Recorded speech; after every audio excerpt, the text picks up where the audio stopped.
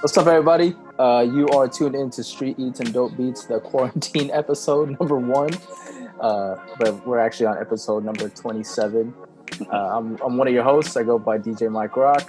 And to my right on the Zoom screen is Adam El Cocinero. And down below is my man JMKM. Oh, yeah, that's him. And we'll get right back to you guys after this brief introduction.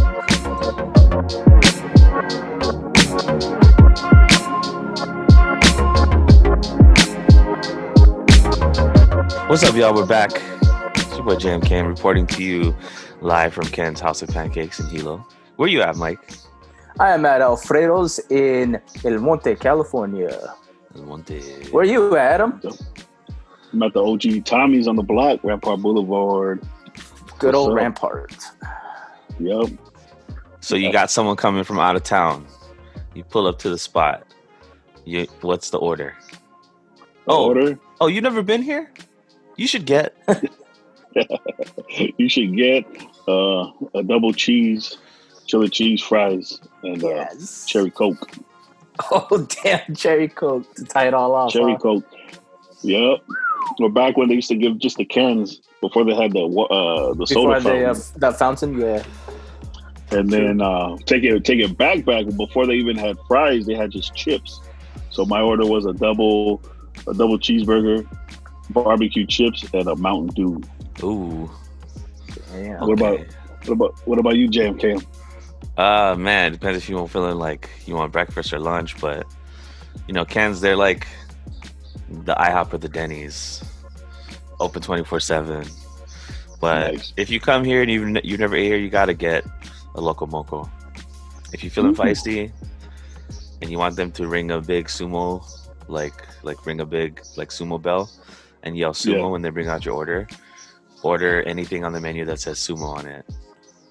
If you know, the Sumo Loco at Ken's. Sumo Loco at Ken's. Try it. Well, if I ever took you to my hood, we'll swing by Alfredo's and it's always a toss up between Alfredo's and Alberto's, but Alfredo's is pretty solid, consistent, great place if you're a little drunk, a little pedo, if you will. But can't go wrong with carne asada fries over here. They have really bomb taquitos. Nice. Probably not as bomb as Pepe's, but it hits a spot still. But definitely carne asada fries for sure. Pepe's fire. There's a place to be. Carne asada fries. Add adobada. Oh yeah. Adobado. They don't have al pastor, but they have whatever. Look at Jordan. It's along the same. It's along the same lines. Yeah, Almost the same type of. It's in the ballpark. So that's my menu hack for there: is get the carne asada fries and add some pork on it. Yeah, I mean, there's other spots obviously. Oh yeah. To go hit up, but this is maybe the straight from the airplane. This is where you'd like to go. Besides In-N-Out. Straight off a road trip. Yeah. Coming right before home. right before you head home. Straight off a road trip. Hopefully you don't get no road trip. I went there one time after a show. JMK with the bars. One time after a show, I think me and Norik Das Cool carpooled. So we were headed. He was dropping me off, and we stopped here. And then we were gonna order, but then he asked to use the restroom, and they wouldn't let him in. But then they let him in, which I was surprised.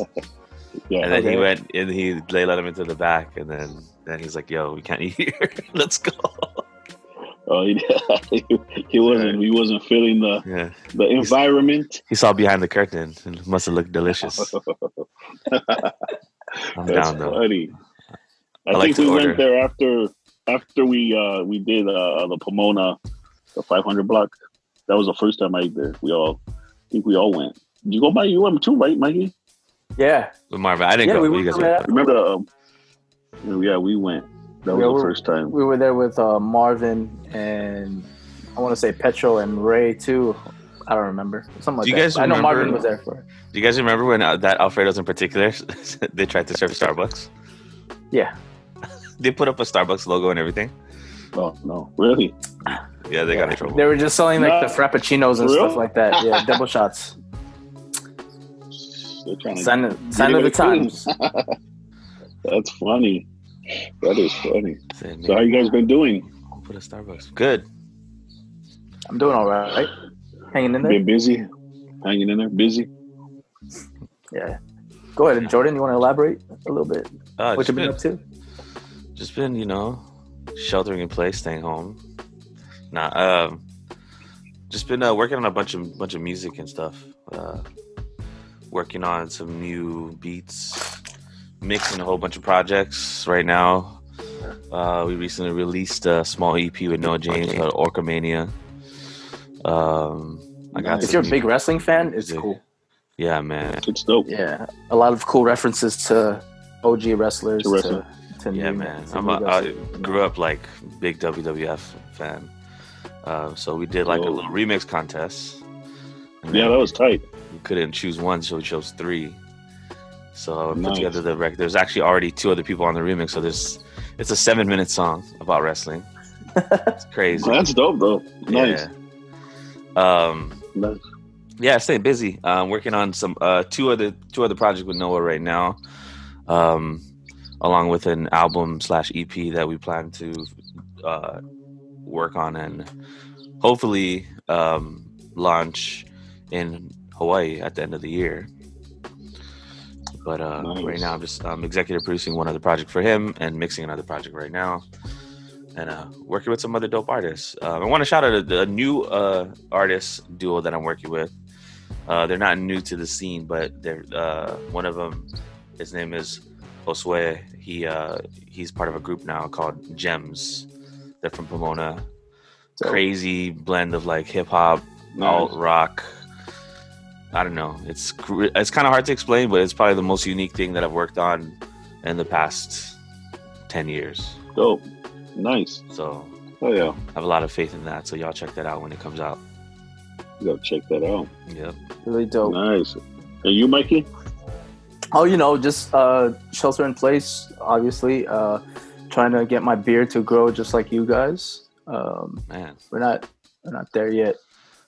I kind of did like a reset, start all over, tried to do the whole just mustache thing. Julia wasn't having it. And so I just like, forget it, just start all over. Other than that, I've been thankful just to even have work still doing graphic design via my squad, Digital Click. We've been helping out.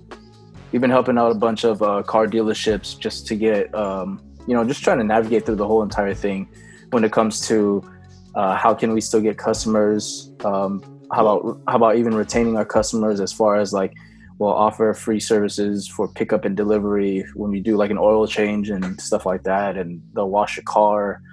So obviously everybody's been feeling the effect of it, especially us when it comes down to it. So we've been also working, trying to get some graphics done for some Twitch streamers, especially some DJ homies, trying to get that done as well. Jordan and I are working closely on getting more graphics stuff done in the near future, for whether it be as new clients or just stuff for productive culture and whatnot. Nice. Hell yeah. That's dope. That's primarily it. Julia's been cooking up a storm, baking Cinnabuns, putting I saw that. Yo, let me tell you guys. How were they? Whenever they open the mall again and they have Cinnabon back, I'm not going there anymore. Yeah. It's just here. It's just the most difficult thing though right now about the whole thing is trying to find yeast. So that's the most challenging part. Everybody's starting to bake now. My sister's learning to make sourdough bread at home. She's been trying to use like this. She watches this show. This dude on YouTube, Josh Wiseman, really dope cook. Oh yeah. So he made his own yeast. So it was nice. Through the mason jar, and you just like have to let it settle, and all that science happens, right? Yeah, that's pretty crazy. That's it. Just playing video games here and there when I can. We've been fundraising for Essential Saturdays, one of the things that I host with a bunch of my homies, just trying to get small business restaurants, and I know we'll touch on that more later, but it's to help out small businesses, like small business restaurants, and then in turn they'll be feeding hospitals, frontliners and essential workers too. So, and I'm super stoked that Productive Culture, East Los Musubi, you know, you guys are involved in many ways, shape, and forms, along with all the other homies like MFK, Bebot, a homie from Legendary Minds out here in Long Beach. So there's a lot of people that's involved in spreading the word. So I'm real thankful for all that, you know. Dope. Super sick. Nice. Hell yeah. That's dope, Mikey. We gotta do what we can with what we can. Yeah. What's up with East Los Musubi?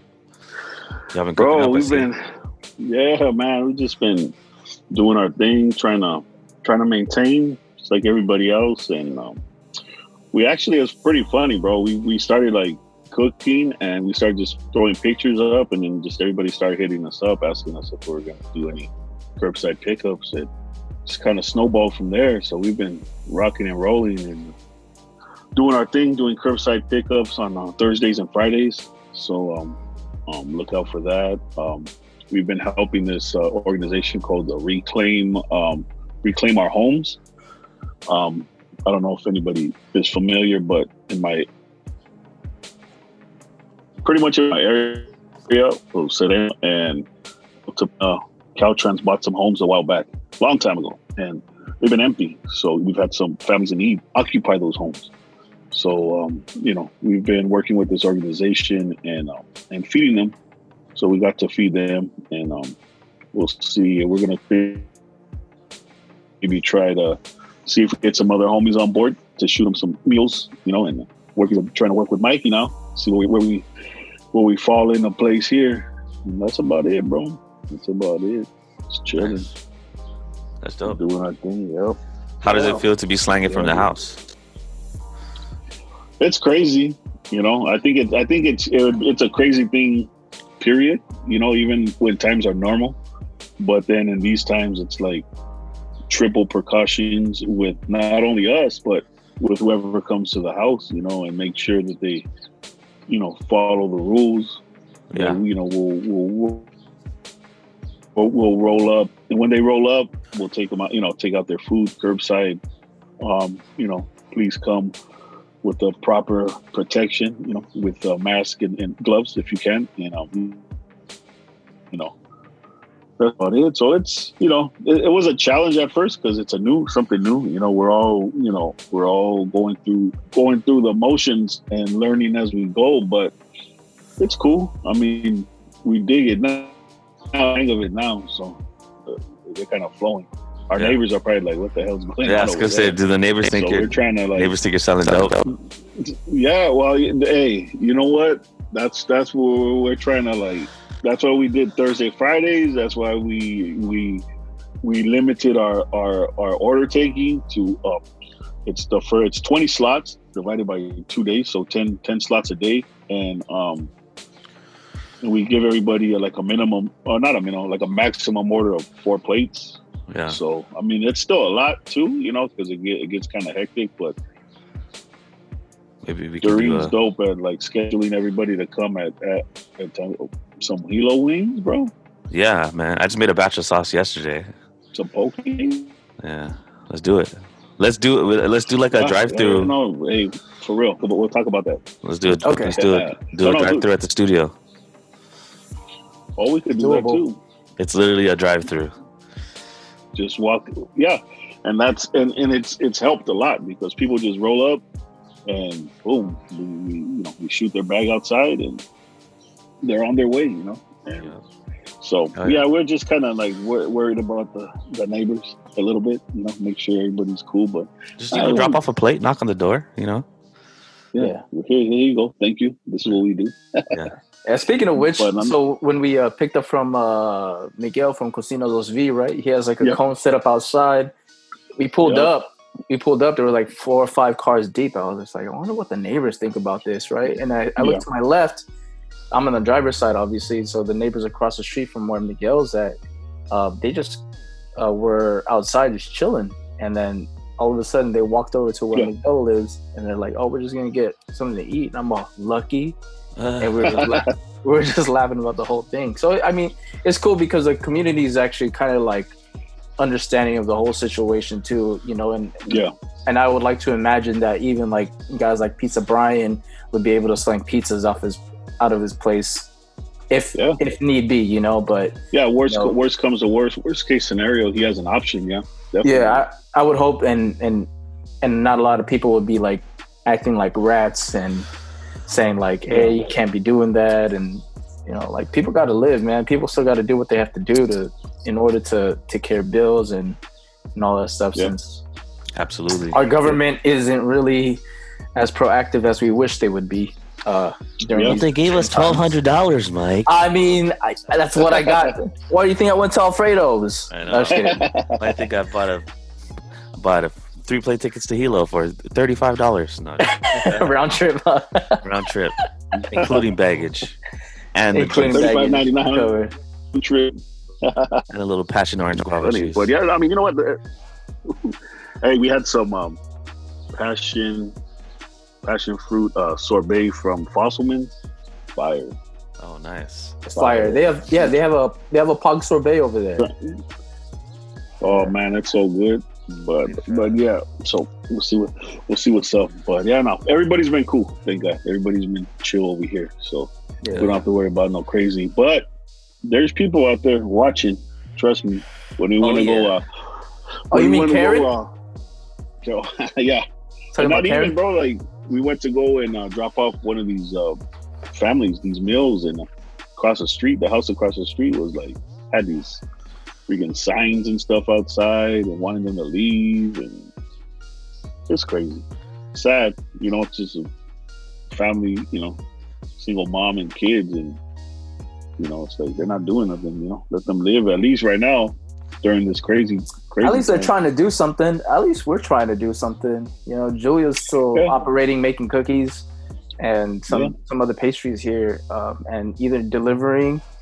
I'll go out with her on deliveries when it comes down to that, because I just don't want her to be like stepping out, obviously, or some random dude acting up or whatever. So I'm just glad crazy. I'm just glad that even like we're still able to tap into all of our homies and check in on them and see how they're doing, and even say, hey, we're stopping by Sunday picking up a pizza at Rose City, or we're picking up birria or at Cocina Los V, or getting sisig at MFK. You know, when's the next time you're going to go to MFK? What's that again? When's the next time you're going to go to MFK? I would assume sometime this week, next week. I don't know yet. Yeah. I mean, we could set it up. We could set it up, and then we could say what's up from the parking lot. Stay 6 feet away. Yeah. Oh, I know. Spray each other with Lysol. MFK. I gotta hit up Triple Threat. I still haven't had Evil Cooks, man. No, they're gonna. Matter of fact, they're gonna have this Friday and Saturday. They're gonna be selling tortas, tacos, mulitas. So they're gonna be, and I don't think they're gonna have like pre-orders like us. I think it's just gonna be they're gonna pop roll up to their spot and curbside or whatever, and walk up and do their thing. So it's gonna be from 5 to 8. I see a lot of at least in my hood, a lot of those pop-up joints still rocking. And I hate to be like the social distancing police, but some people have their standards down, but some people way don't. Down, bro. I mean, like, some people got it, some people don't. So, but I'm not. I don't want to be that guy, you know. Yeah, I can see you going down the street. You have back up, like protective. Yeah. But maybe they're immune. Maybe they drank the Clorox. I'd rather be like, maybe they hit themselves with some Lysol. Who knows? Maybe they hit themselves with some Lysol and some Vicks. But you still, some Vicks, and that was it. They're great. They're immune to everything. But you have to be cautious. I'm gonna get canceled. I don't care when it first started, like right before when it first started with the masks and stuff. Me and Doreen went out with masks, and people were looking at us like, you guys are tripping. Like, what the heck are you guys doing with masks and gloves? But what happened 2 weeks later? Yep. Everybody, but and then they don't even. We're at Albertsons right here. Forget it. They don't even freaking honor that 6 feet rule. Oh, really? Everybody's on it's packed. Yeah, it's crazy, dude. I don't know. The store that was really dope was Food for Less. Everybody there was respectful. Workers sanitizing everything. Keeping everything nice and clean. People understood the little X on the floor. You know what I mean? Like, it's crazy, dude. I don't know. I don't like people on me when in regular times and forget it right now. Yeah. How's your grocery store experience been, Mike? What's up? How's your grocery store experience been? So we've obviously only frequent the Smart and Final because, we like to try to buy things in bulk, but not to the crazy point where, the whole car is filled up with toilet paper, right? That's crazy. Yeah. Stupid Karens. Anyway, it hasn't been that bad because Long Beach has actually been really strict with maintaining guidelines for the most part. Yeah. From my understanding, the mayor here has been very following every guideline, obviously to the T, through the governor, Gavin Newsom, who's been very proactive in trying to make things happen and keeping everybody safe, right? Trying to flatten the curve. And I think Long Beach has been doing a pretty solid job. Like, it's either there or there's another, I believe, a Ralph's that we frequent. Probably we'll try to go to the grocery store once a week at least, if need be. But I haven't encountered anything to the point where somebody's gotten too close or somebody's being defiant with those laws or those but there has it's always obviously in the news, right? That's where they capture all the worst case scenarios of things and try to use it as a scare tactic and whatnot. And they'll even at Huntington Beach, which isn't too far from me, obviously, they've been just chilling on the corner saying they want everything to reopen again. You're not my daddy. Yeah. These are the same people and these are the same individuals that are completely okay with kids and parents from Mexico being locked up in cages. Yeah. But, once we're quote unquote treading on their freedom and liberty, they're like, oh, you can't control us like this, blah, blah, blah. All of a sudden, it's all backwards.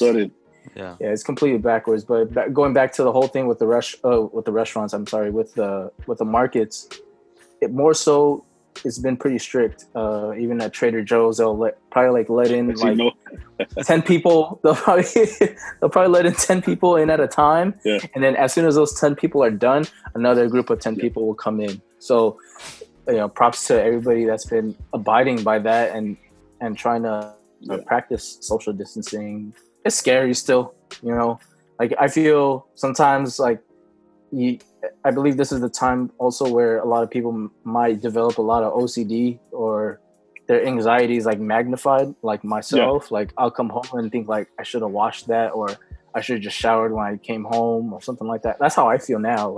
As soon as I get home from doing a grocery store run, that's it. I'm just straight up hopping in the shower real quick and then, do laundry as quick as possible. Yeah. Oh yeah. You hit it right there, especially because people's anxiety, mental health is turned up right now. It's kind of scary. We have to be extra cautious with our friends and family that we know battle with stuff and checking in on them and seeing how they're doing. Yeah, because man, it's righteously even if you're not totally oh my God, running around and whatever, there's a threat out there, and we don't know everything. We don't know, it's still so new, they're still working, and so yeah, no, it's crazy. It's a touchy situation, and we got to be receptive and sensitive to all our friends and family that are going through it right now. For sure. So, go ahead. Sorry. No. So I guess like on a lighter note, since I know we haven't been able to like touch base with everybody, what are some of the things that we've been like cooking up to pass the time lately? Man. I know, Mike, you've been getting down with the cinnamon rolls, gangbanging on. Oh, getting down by like eating them, but not making them. No, yeah. What have you been eating? What have you been? He said, "I'm getting down by eating them." Yeah, I'm getting down by eating them. Any new culinary cops that you picked up? Because now that I've been home, I've been cooking a lot more. Yeah. As opposed to being home, like rarely. What's something new you've been cooking? Just like cooking. Well, I feel like I'm in my zone right now because I've always had pretty high confidence. But in your the cooking thing is, skills? like, yeah, just as a home cook, like you know those you ever see those videos on YouTube? It's like they have like fried rice 3 ways. Mm-hmm. Yeah. And they'll have like the chef, the home cook, and the amateur. Yeah. Like I'm definitely like the home cook. You know what I'm saying? Yeah. That's dope. That's where it starts, bro. I truly attribute that to Yan Can back in the day. Yeah. Right. For us as kids to build up as confidence that way. Yeah. Easy. And if you guys are from Hawaii, you guys know about Harry's Kitchen. It's like a similar thing. But so for me, I picked up a pressure cooker. Ooh, nice. I picked up an air fryer. Nice. I got a cast iron. Hey man, those air fryers are clutch. The air fryer is gonna be here tomorrow. I picked up my first cast iron skillet. Damn it. Ooh, there you go. I picked those are game changers automatically. We finally picked up some pans that you can put in the oven. Oh, you totally use that 1,200 stimulus check on something. Hey, I didn't even get my stimulus yet because I'm a 1099. Oh shit! So, I got you. I've been working. And the next thing I was gonna ask for some recommendations on some knives, but so I've been just trying to cook. I mean, I tried to make lau. That was okay. I decided to just use collard greens instead of luau leaves. For those who don't know, luau leaves is taro leaf, and it's similar in look and like texture, but the taste is just a little different. And it was literally the first thing that I made in my pressure cooker, so I didn't really have it down yet. Yeah. But one thing that was pretty successful was like the Puerto Rican gandule rice. Ooh, arroz con gandule. Yeah, arroz con gandules, or in Hawaii they call it junto rice. Junto, together. Everything together. And it was crazy. I deviated from my grandma's recipe a little bit, so I literally heard her in my head yelling at me. Yeah. And then I called my mom. What'd you do different? I kind of created like a flavor base with like aromatics to start. Okay. So I did like really fine diced onions, garlic, and then because I put it on saute mode. And then I sauteed the garlic, the onions, the cilantro. Yeah. We also make this oil from like achote seeds. Yeah. So first you make the oil, then you saute it in that. But the way that my family makes it, because keep in mind the Puerto Rican cooking in Hawaii is not necessarily traditional; it's adapted. They don't necessarily brown this; they just throw everything in. Like they won't like and let it go. Yeah, and it works, you know. So it's like, why not? Yeah, it's definitely. Not broken. So, but I decided, and I used the longer grain rice, which typically they use the cow roast grain. So I started with that base first, tried to make like a sofrito per se. So I put like the herbs in there, got it all sauteed up to like almost like a paste, and then I added in the meat, and I used chicken instead, and then I put some chicken in there. Nice. And then like typically they use like pork butt. Yeah. And then I put the that sounds fire. Yeah, it came out good. Yeah. So I was like, wow, and it was fast too. Crazy. Yeah, it took like 12 or 14 minutes or something like that. Nice. And yeah. I really want Instapot and an air fryer, but Julia's not about that, man. Well, air fryer, I'm kind of skeptical. I don't know why I did that. It was one of those things I saw on Twitter. I was like, no, you know what? I was skeptical too. I was like, air fryer, I don't know. It's kind of trippy. But we bought one for JJ, and that thing's dope. I like it. I'm gonna need some recipes. And the thing about the pressure cooker is it's not an Instapot. So every recipe I go is like, that's true. Instapot setting 4, and I'm like, what does that mean? I got the Walmart brand, so it's hard for me to find recipes. But at the end of the day, once I got to know it, I'm like, okay, these are the settings. You understand it now. It's all pretty much like this temperature, and the different setting is based on the time. So if it needs to go longer, then you can manually add time. So dope. And you were talking about knives. You want to buy a knife too? Well, I was gonna say like, what's some advice? Because I have. They have to be sharp.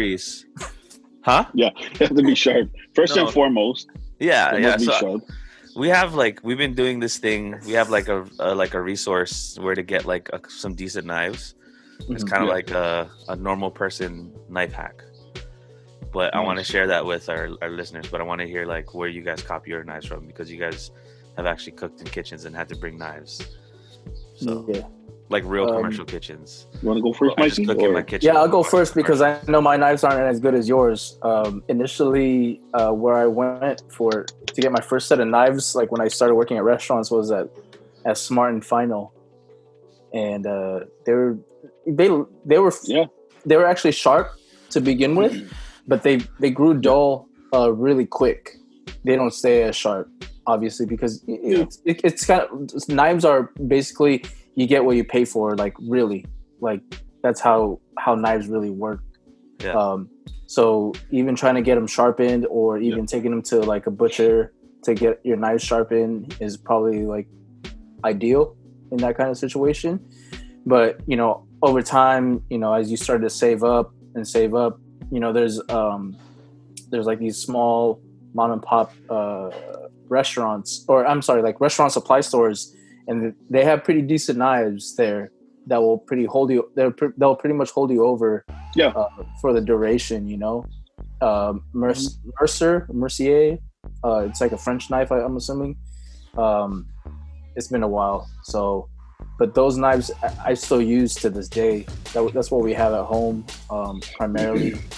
Julia likes to use the ceramic knives. She bought like a kit one time on Amazon, and those are pretty good. They actually hold pretty well, like if you're cutting out vegetables and stuff. But then and then you go between like cutting meat and cutting vegetables, you notice it gets dull, like when you start cutting vegetables again. You're like, it's not as sharp as it used to be. So that's some things to like look into. Obviously the people will say, oh, Japanese steel, German steel, and all that. I guess it's also personal preference on how you feel, like even by the grip of the knife. Definitely recommend getting at least a 10-inch chef's knife. That's going to be your general use knife for basically 90% everything between meat and veggies and stuff like that. Definitely get a serrated knife also. That's just like for bread. Sometimes I like using it for tomatoes. It's probably a cardinal sin. Adam will probably tell me that you can't be using a serrated knife for tomatoes, but the teeth. Not if the tomatoes are firm. Yeah. If the tomatoes are nice and firm, it's cool. Yeah, but you'll get to see that, like, even then, like if your knife is not sharp enough, if it can't go through a tomato that easily, then your knives aren't that sharp. Yeah.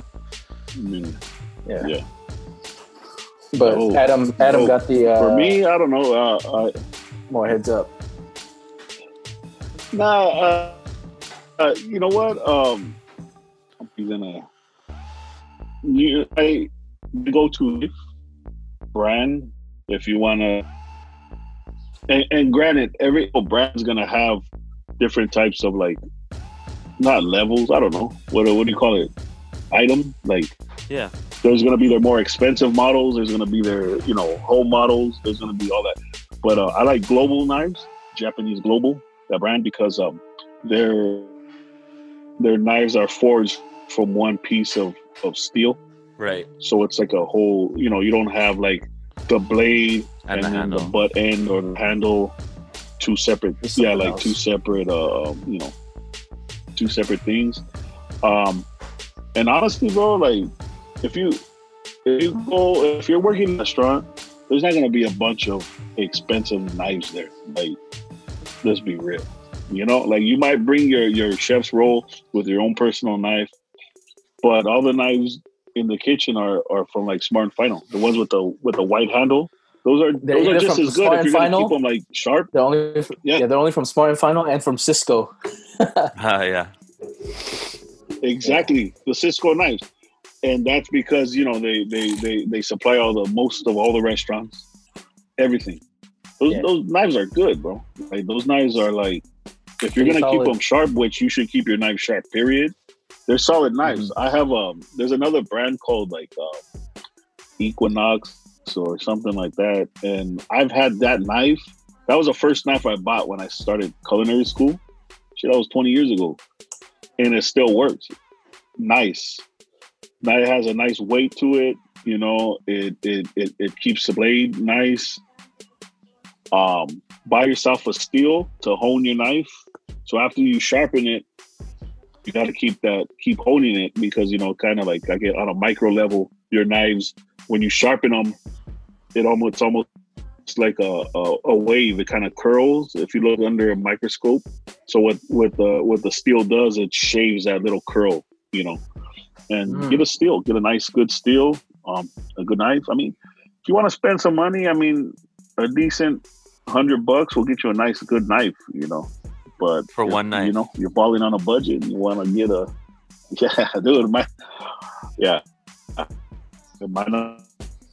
I've picked up knives over the years. So my good 4 knives are like $2 each. Jeez. And there you go. They've lasted me, but like I said, like, if you get those ones from Smart and Final with the white handle, I don't know. I think they're like Equinox. I think that's the same pretty much generic brand that I had when I went to culinary school, and those things are good, man. They're solid knives. They have plastic handles, but they're solid knives. How much they're solid for the home cook. It could go from like between $20 to $40, $45, $50. Yeah, they're not that pricey to begin with. They're perfect for home cooks. No. Personally, I think. If you're just barely getting started, you kind of get it's kind of like the litmus test when it comes to knives, in my personal opinion, because it kind of tells you what you like and what you don't like as far as like the handle goes, or the weight and the balance. Yeah. What Adam was mentioning, it's kind of like, it's almost the generic standard to knives for now, and then from there you could downgrade to something a little whack, which obviously we don't recommend, or it could be something you could use.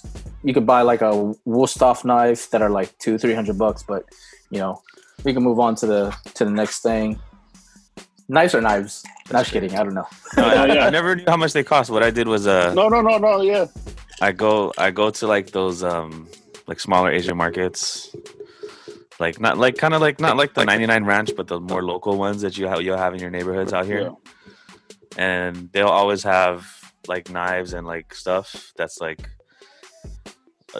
maybe $15 to $25 each, and they're decent compared to like those ones you get from like Target that come in a block. Like I try to stay away from those.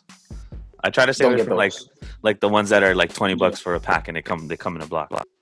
So the ones that I'm talking about is like those are perfect for like just steak knives. Yeah, exactly.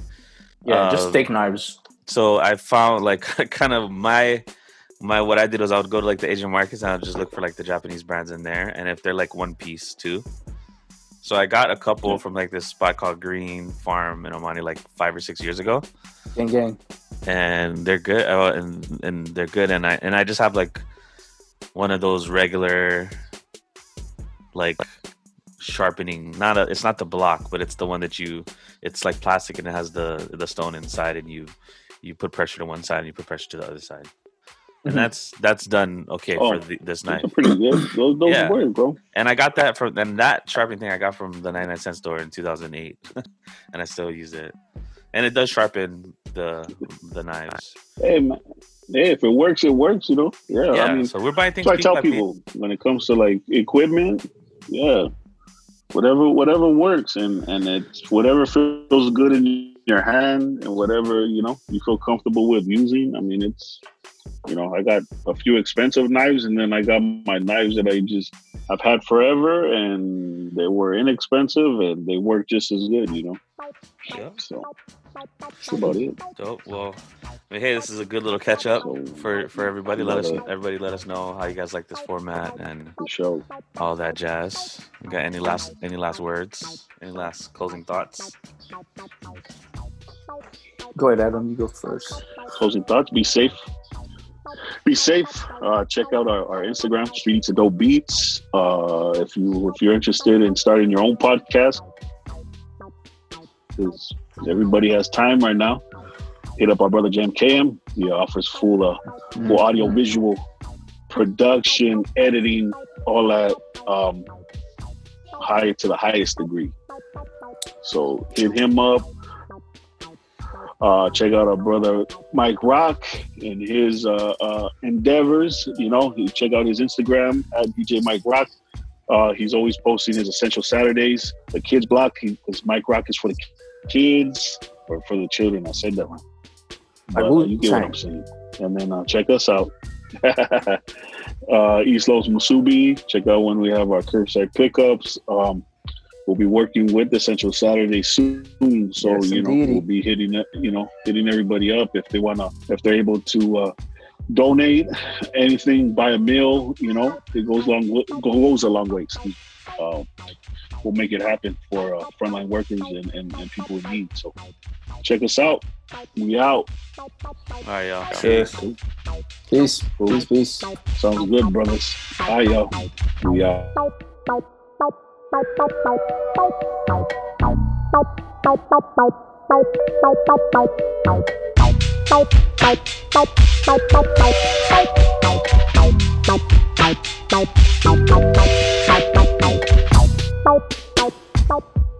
Bye.